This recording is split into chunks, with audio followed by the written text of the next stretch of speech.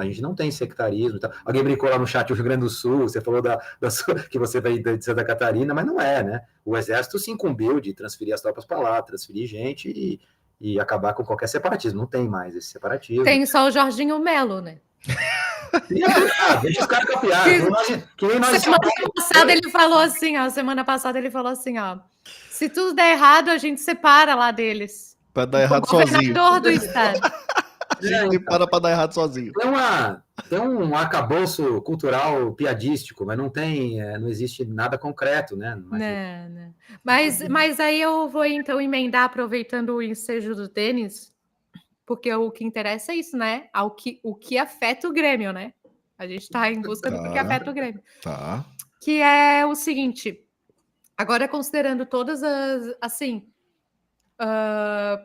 eu acho que de maneira geral, todo mundo consegue compreender que há uma desproporção do que Israel faz na faixa de Gaza, o ataque ali do Hamas que eles tiveram, e há uma falta de freio para aquilo que Israel faz, em algum aspecto, tá?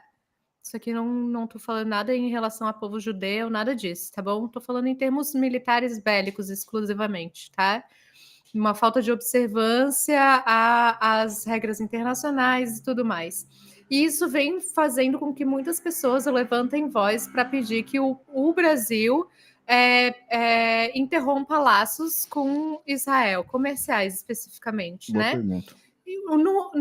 Do ponto de vista civil, agricultura, indústria e tudo mais, isso seria uma coisa. Mas aqui, para o objetivo que a gente tem no diálogo contigo, Vitor, eu queria saber o seguinte: se hoje o Brasil interrompesse relações com Israel, do ponto de vista bélico, militar, desenvolvimento da nossa indústria, né, de defesa, no que isso afetaria o Grêmio?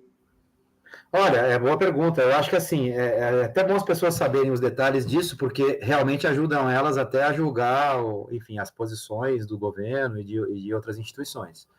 Porque, como vocês sabem, obviamente, Israel é um grande produtor de armas, o Brasil compra várias armas de Israel, o Exército acabou de fechar um acordo bilionário para obuseiros, que foi uma das coisas que foi para a mídia como um problema, né?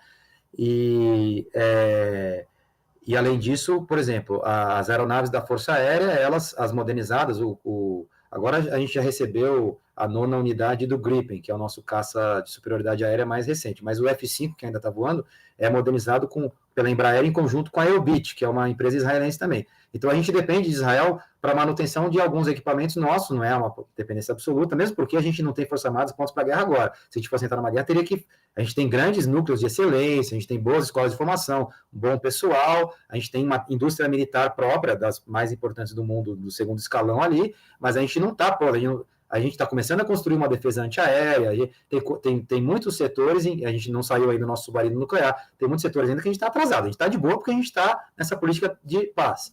Agora, o Exército e o ministro da Defesa, o Múcio, né, ele justamente fica essa coisa, o Lula fala que foi genocídio lá e tal, e que comparou ao Holocausto judeu e tal, mas não rompe nem as relações comerciais, nem as comerciais militares. E aí tem o pedido do pessoal é que ele rompa, né?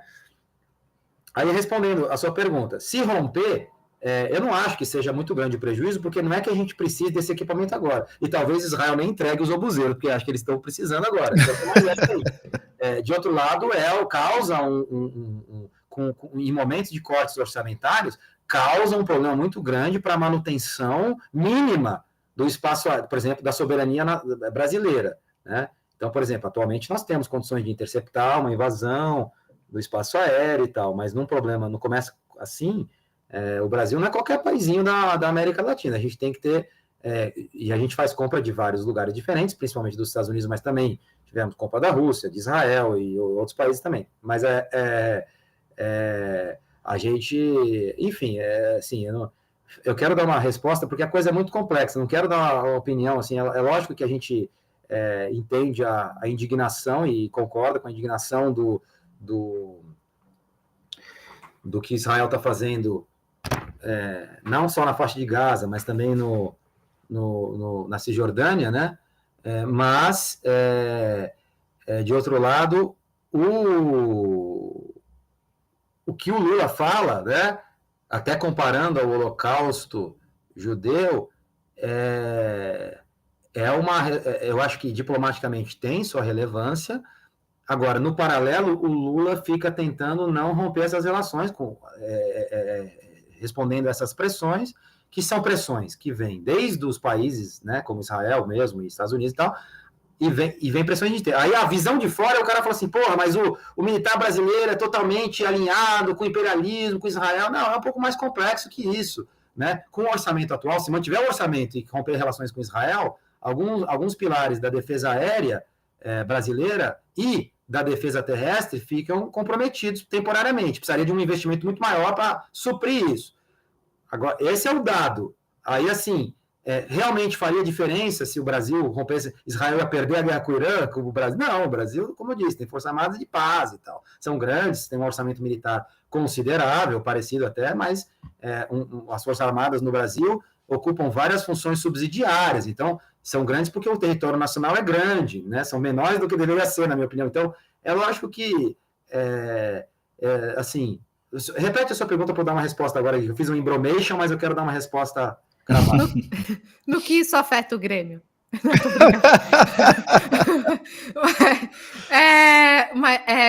O seguinte, se o Brasil hoje optasse por cortar relações comerciais com Israel, no que isso afetaria o desenvolvimento da nossa indústria de defesa?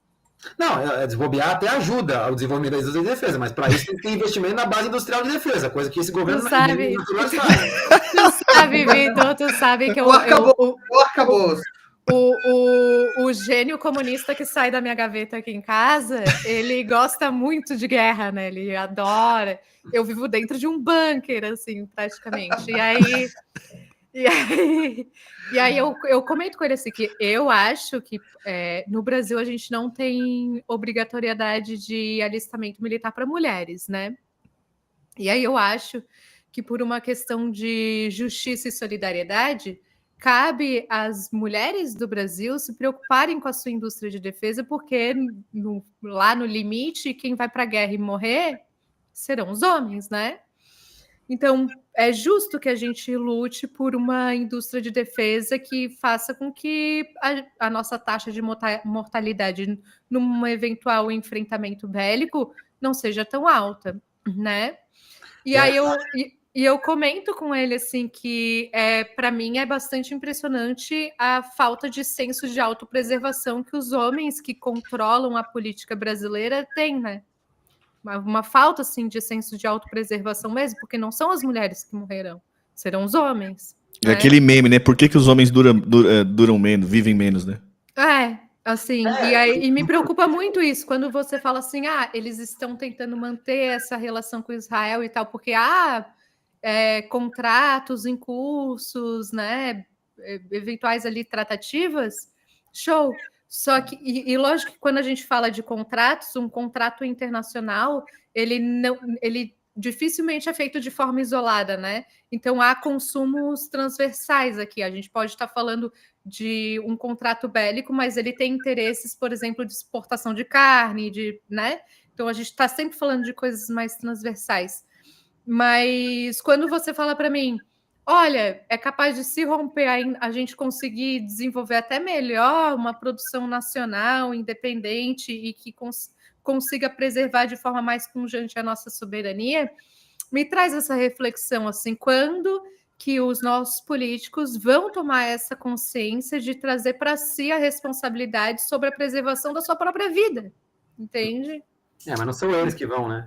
Mas, assim, quando a gente viu a guerra da Ucrânia, assim, eu dediquei minha vida a estudar, enfim, a geopolítica e as Forças Armadas no mundo e no Brasil, e a Ucrânia tinha várias coisas em comum, assim, com o Brasil, quer dizer, um país que tinha um exército razoavelmente grande, um exército em parte alistado, em parte profissional, tinha uma indústria de defesa que era herdeira da guerra da União Soviética, mas, assim, tinha várias coisas em comum da Ucrânia com o Brasil, e uma delas era justamente esse dogma de que só se alista homem, que é um dogma que provavelmente é normal que se permaneça em países muito grandes, como é o caso da Ucrânia, que tinha mais de 40 milhões de habitantes, e no início da guerra, antes da invasão, né? E do Brasil, que tem 220 milhões, é natural que esse tipo... E e exército alistado, numa situação de defesa, é natural que, a não ser que seja um estado ainda maior de calamidade que a Ucrânia está vivendo, que você continue alistando apenas homens, né? E aí você tem essa situação que você chegou na Ucrânia. Gente de 50 e poucos anos sendo alistado já,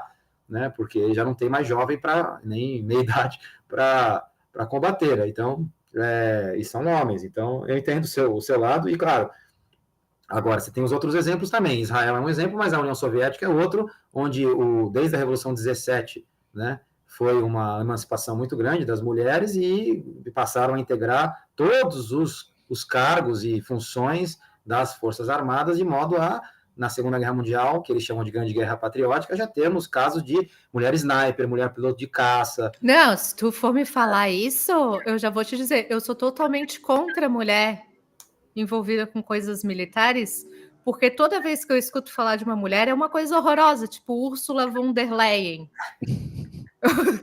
Não, eu falo assim, não existe. A minha turma na Força Aérea... Eu pensei que a Sarah queria ser sniper. As Forças Armadas juro pra você. tiveram mulheres enfermeiras na Segunda Guerra. A primeira combatente formada em Academia Militar no Brasil foi em 86, com o ingresso de mulheres nas Forças Armadas brasileiras, mas a minha turma foi a segunda turma, em 2004, da Academia da Força Aérea, né, que recebeu mulheres pilotos, mulheres aviadoras. Eu era cadete aviador, homem... e Pirassununga, né? Escola de Pirassununga. Então, sabe que eu liguei quando eu estava no segundo ano do ensino médio? Eu liguei para Pirassununga para perguntar quais eram os requisitos para ser piloto de caça. Aí você tem uma coisa diferente, porque elas são perfeitamente capazes de fazer absolutamente tudo que os homens fazem. Não, eu sei, mas elas são capazes de ir além em tudo, né? Inclusive no ruim. E aí eu liguei para lá e eu queria saber, daí a pessoa que me atendeu falou assim, olha, tu tens que ter no mínimo, acho que na época ele me falou 1,65 m, por conta do cockpit lá. Falou isso para mim, eu desisti por conta disso, tá? Estranho. Foi uma formação e aí eu falei assim, mas eu tenho 1,58 m até hoje, né? Eu falei... E abaixando, né? Diminuindo, né? Mas aí eu falei, mas eu tenho só 1,58 m dele, assim, tem que dormir no chão gelado, então. Cara, eu fiquei dormindo no chão gelado por uma semana. Caralho, velho. E não cresceu. Aí eu falei, não vai dar certo, não vou crescer. Deixa quieto. Não, mas é porque a questão existe... Entrou na justiça, porque ele era abaixo de 1,60 m e conseguiu se formar com liminar. Mas eu acho que existe também a questão da... Como a gente é um país que deriva de uma colonização forte, e ainda hoje a gente está dentro de um capitalismo dependente, subordinado a certas forças imperiais, a não sujeição de mulheres ao serviço militar também está numa instância de preservação da tradição nacional, né? Enfim. Assim, não sei se você sabe, mas esse ano foi o primeiro turma de serviço militar voluntário de mulheres, né, no Brasil. Sim. Porque as mulheres já entravam nos quadros técnicos, depois entraram nos quadros combatentes no nível de oficialato, para a Academia da Força Aérea, depois a Escola Naval e a Academia Militar das Agulhas Negras. Depois começaram a entrar também no nível de sargentos e tal, mas ainda técnicos e especialistas. E, por último, agora já tinha tido um experimento e agora foi de novo a primeira turma de mulheres para o serviço militar. Claro, como a lei não prevê que seja obrigatório para mulheres, eles chamam de serviço militar voluntário, mas é o serviço militar, é a mesma coisa, entendeu? Sim. E, em tese, você pode alistar, claro, mulheres em tempo de guerra, né? Mesmo as voluntárias. Num país de 220 milhões... eu não sou contra, eu só brinco com isso. Se você precisar de soldadas, você com certeza terá muitas. Não, eu não sou contra, mas eu brinco com isso porque a gente tem grandes nomes femininos que conseguem ser horríveis, né? E eu vejo uma romantização muito grande em relação a mulheres e guerras, né? Como se todas, né, teriam uma tendência a ser grandes heroínas, pacificadoras e tudo mais. Na realidade, não é assim. Nós somos muito mais semelhantes do que as pessoas imaginam. Mulheres, vai deles. Vamos rápido a gente liberar o tempo. Agora eu tô falando de um homem que tem a possibilidade de virar militar. Eu, por exemplo, quando eu cheguei lá, o cara perguntou, você quer servir o exército ou não? Eu falei, não, Deus o livre, não quero não. Eu falei, então tá, traumatismo craniano, próximo. Não, já foi. Que todo jeito de fugir. Bom, Deixa eu perguntar agora, só